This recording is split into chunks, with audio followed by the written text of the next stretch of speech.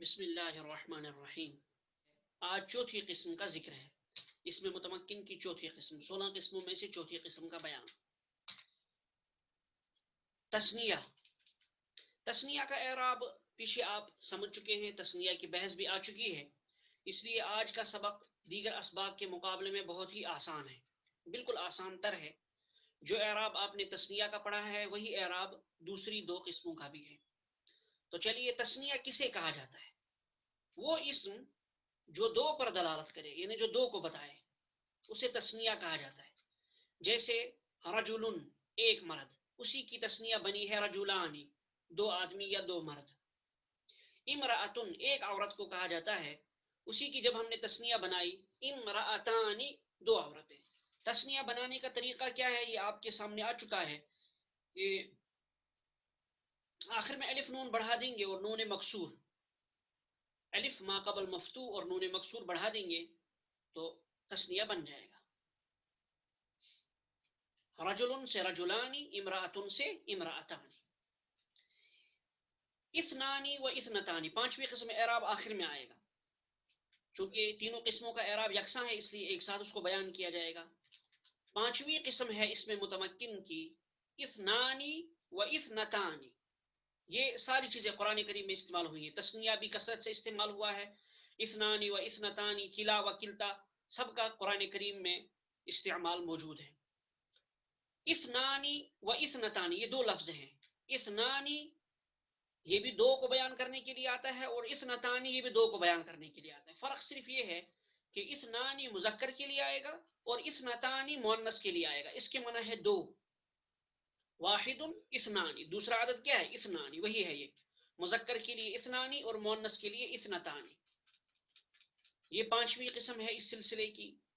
Bracket میں لکھا گیا ہے دو، یعنی دو کے عدد کو بیان کرنے کے لیے آتا ہے، اس کے معنی ہے دو۔ مثلا اس کی مثال قرآن کریم سے لے لیجئے، لا تتخذوا الہین اثنین، تم دو معبود نہ بناؤ، یعنی اللہ کے علاوہ اللہ کے ساتھ کسی کو شریک نہ ٹھہراؤ، تو دو معبود نہ بناؤ، کم سے کم دو، دو سے زائد بھی ہو سکتے۔ آگے ہے انما هو الہ واحد، اللہ تو تنہا معبود ہے، اللہ اکیلا ہے معبود ہونے میں، لائق پرستش ہونے میں۔ تو یہاں ہم نے یہ سمجھنا ہے، لا تتخذوا الہین اثنین، یہ سورہ نحل کی آیت ہے 14 پارے میں۔ الہین اثنین، اب یہاں دیکھیے اثنین کا لفظ استعمال ہوا ہے، یہی اسنانی سے بنا ہے، اثنین۔ نمبر 6 کلا و کلتا، یہ بھی دو لفظ ہیں۔ کلا دو کو بیان کرنے کے لیے آتا ہے، کلا بھی دو کو بیان کرنے کے لیے آتا ہے، کلا مذکر کے لیے اور کلتا مؤنث کے لیے۔ اس کی مثال آگے آ رہی ہے، اس لیے ہم نے اس کو ذکر نہیں کیا، مثال آگے آ رہی ہے۔ یہ تثنیہ پر دلالت کرتے ہیں، یہ دو بھی تثنیہ پر دلالت کرتے ہیں، فرق صرف یہ ہے کلا مذکر کے لیے آتا ہے اور کلتا مؤنث کے لیے آتا ہے۔ ان کے آخر میں نون نہیں آتا، یہ یاد رکھیے گا، ان کی اضافت ضمیر کی طرف ہوتی ہے۔ میں لکھ دیتا ہوں، ان کی یا ان کا یہ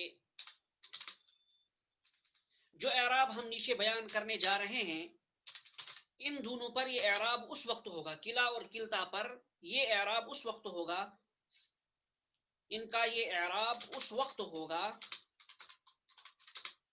جب ان کی اضافت یا متکلم کے علاوہ کی طرف ہو۔ یاد رکھیے، جب ان کی چھوڑیے، جب ان کی اضافت، یا ہم آسان لکھتے ہیں ضمیر کی طرف ہو، ضمیر کی طرف ہو، جیسے کہ ابھی آپ دیکھیں گے مثال میں ضمیر کی طرف ہو۔ دیکھیے یہ نئی بات ہے، کلا اور کلتا کے سلسلے میں بطور خاص ان دونوں کی اضافت ضمیر ہی کی طرف ہوتی ہے، عام اکثر و بیشتر۔ تو جب ضمیر کی طرف ان کی اضافت ہو تو ان کا یہ اعراب ہوگا، تثنیہ کی طرح ان کا اعراب ہوگا جیسے کہ نیچے آ رہا ہے۔ اعراب کیا ہے ان تینوں قسموں کا؟ تو یاد رکھیے کل 3 قسمیں ہوئی یہاں، تثنیہ نمبر 4، نمبر 1 تثنیہ، نمبر 2 اثنانی و اثنتانی، نمبر 3 کلا و کلتا۔ اور اس میں متمکن کے اعتبار سے ہیں یہ 4، 5، چوتھی، پانچویں اور چھٹی قسم اعراب۔ ان تینوں کا اعراب بالحروف ہوتا ہے، یہ یاد رکھیے، اس سے پہلے آپ کو بتایا جا چکا ہے اعراب 2 طرح کا ہوتا ہے، ایک تو اعراب بالحروف، دوسرا ہوتا ہے اعراب بالحرکات، زبر زیر پیش کے ذریعے جو اعراب ہوتا ہے. پچھلی قسم، پہلی دوسری اور تیسری قسم جو آپ نے پیچھے پڑھی ہے، ان میں اعراب بالحرکت تھا، زبر زیر پیش کے ذریعے ان پر اعراب تھا. اس قسم میں اعراب بالحروف ہے. حالت رفعی میں اب اعراب بالحروف کیا ہے؟ واو یا یا، واو الف یا، ان تین میں سے کوئی ایک ہوگا حرف جو اعراب کے طور پر ہوگا. تو حالت رفعی میں ان تینوں کا اعراب الف ما قبل مفتوح. حالت رفعی میں الف ما قبل مفتوح اور نون مکسور ہوگا.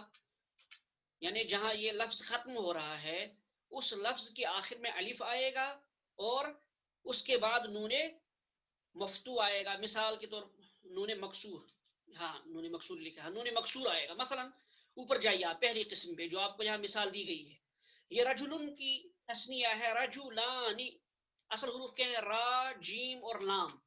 ان کے آخر میں ہم نے الف اور نون بڑھا دیا ہے، اور الف سے پہلا والا لفظ یعنی لام اس پر زبر ہے اور نون پر کسرہ ہے. اسی کا یہی مطلب ہے الف ما قبل مفتوح اور نون مکسور. جیسے آپ آگے آپ دیکھ رہے ہیں امرأتانی، امرأتانی آخر میں تا ہے، تا کے بعد الف ہے، الف سے پہلے مفتوح ہے اور آخر میں نون مکسور ہے. امرأتن کا تسنیہ امرأتانی.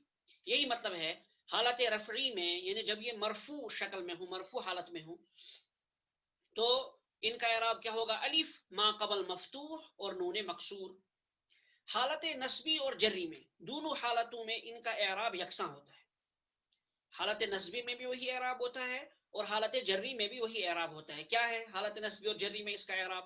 یا ساکن ما قبل مفتوح، یعنی یا جو آئے گی وہ ساکن ہوگی اور اس کا ما قبل یا سے پہلا والا حرف جو ہوگا وہ مفتوح ہوگا اور نون جو آخر میں آئے گا وہ مکسور ہوگا. مثلا یہ قرآن کریم کی آیت ابھی آپ نے پڑھی، لا تتخذوا الہین اثنین. دیکھیے الہین یہ بھی تسنیہ ہے اور اثنین یہ بھی تسنیہ ہے. اثنان و اثنتان کا اعراب آپ نے ابھی آپ نے تذکرہ پڑھا اثنان اور اثنتان کا.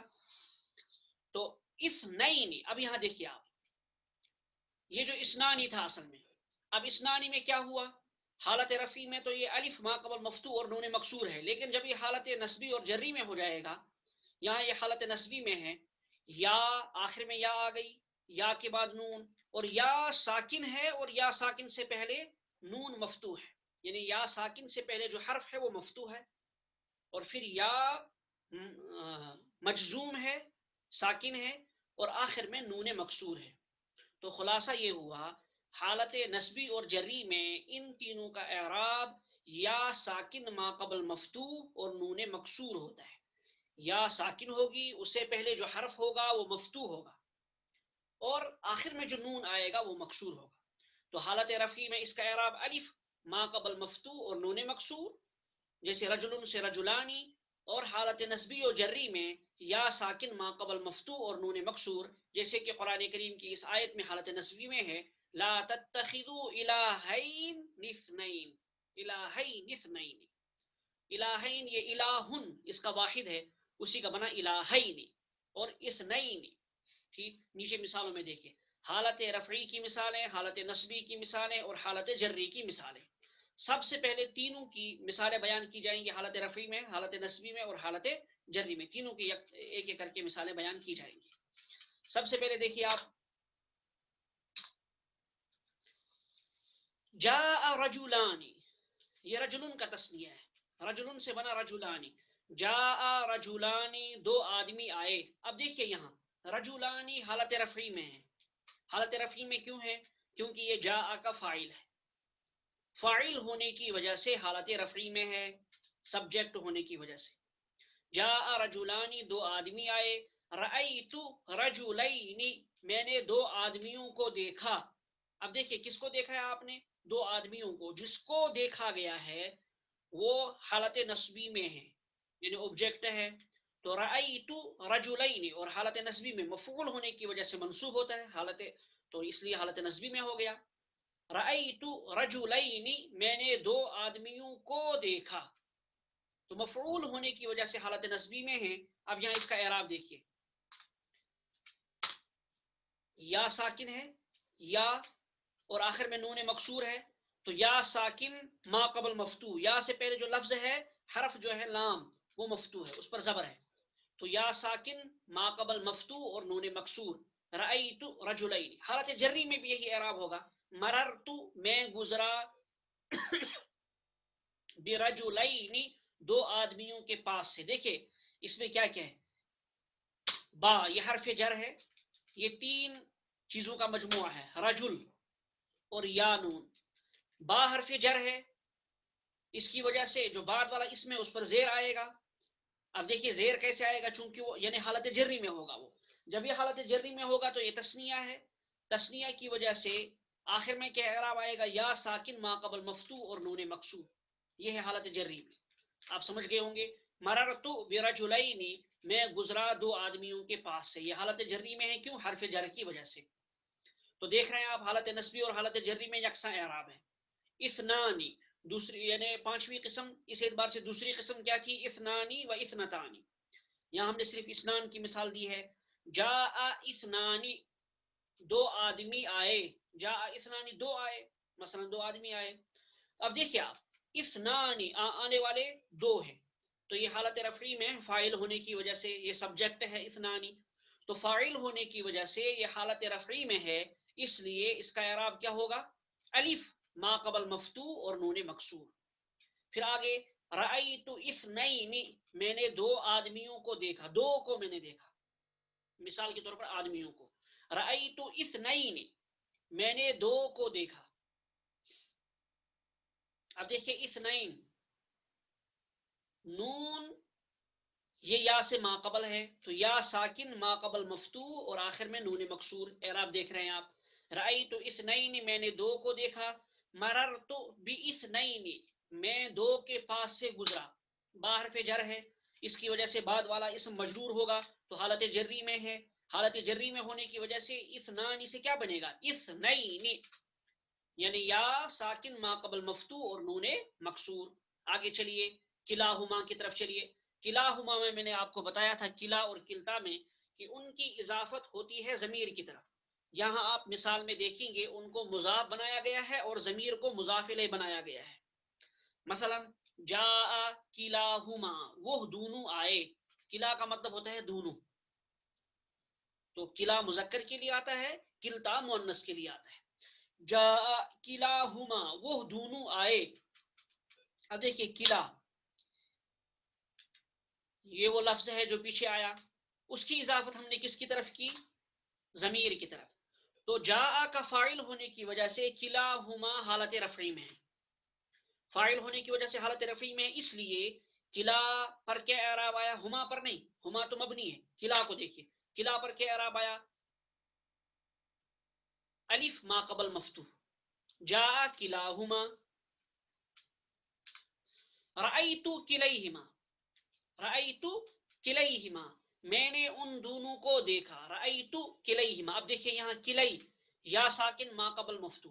اب یہاں آپ کے ذہن میں ایک سوال پیدا ہوگا کہ ابھی ابھی اوپر ہم نے بتایا کہ ان کا اعراب ہوتا ہے حالت رفعی میں الف ما قبل مفتو اور نون مکسور، حالت جری میں ہوتا ہے یا ساکن ما قبل مفتو اور نون مکسور. یہاں کلا میں ہمیں الف ما قبل مفتو دکھ رہا ہے، اسی طرح سے یا ساکن ما قبل مفتوح تو دکھ رہا ہے، اسی طرح سے آگے بھی حالت جری میں یا ساکن ما قبل مفتوح تو دکھ رہا ہے، لیکن نون نہیں دکھ رہا. وہ نون کہاں گیا، اس کے بارے میں آپ یہ سمجھیے اضافت کی وجہ سے تثنیہ کا نون گر جاتا ہے، اضافت کی وجہ سے جو نون تھا وہ ختم ہو گیا، ساقط ہو گیا. تو یہ اصل میں تھا کلانی ہما، لیکن کلا کو مضاف بنایا گیا، ہما کو مضاف الیہ بنایا گیا، تو مضاف ہونے کی وجہ سے اس کے اندر جو نون تھا وہ گر گیا، تو کلانی ہما سے بن گیا کلاہما. اسی طرح سے رأیت کلیہما، اصل میں چونکہ یہ حالت نسبی میں ہے کلیہما مفعول ہونے کی وجہ سے اس پر کلینہما ہونا چاہیے یہاں، لیکن جو نون تھا نون مکسور وہ اضافت کی وجہ سے گر گیا، کلیہما ہو گیا. رأیت کلیہما میں نے ان دونوں کو دیکھا. مررت بکلیہما میں ان دونوں کے پاس سے گزرا. اب یہاں حرف جر با ہے، با کی وجہ سے یہ مجرور ہے آگے والا اسم، تو حالت جری میں ہونے کی وجہ سے یا ساکن ما قبل مفتو نون مکسور بھی ہوتا، لیکن وہ نون مکسور اضافت کی وجہ سے گر گیا. تو مررتو بکلیہما میں ان دونوں کے پاس سے گزرا. یہ تینوں طرح کی مثالیں حالت رفعی کی، حالت نصبی کی اور حالت جری کی آپ کے سامنے آ چکی ہیں. اب اسے آپ سمجھ گئے ہوں گے. ان تینوں کے اعراب کو اچھی طرح سے یاد رکھیے. جاء رجلان رأيت رجلين مررت برجلين حالت رفعی. جاء اثنان رأيت اثنين مررت باثنين حالت نصبی. جاء کلاہ یعنی حالت رفعی بھی، حالت نصبی بھی اور حالت جری بھی جاء سے. اس طرح سے جاء اثنان رأيت اثنين مررت باثنين تینوں مثالیں، تینوں صورتیں، حالت رفعی، حالت نصبی اور حالت جری. اسی طرح سے جاء کلاہما رأیت کلیہما مررت بکلیہما، اس سے بھی تینوں صورتیں بن گئی. تو حالت رفعی میں کیا اعراب آئے گا، حالت نصبی میں کیا اعراب آئے گا، حالت جری میں کیا اعراب آئے گا، اس کو آپ اچھی طرح سے ذہن میں بٹھائیے اور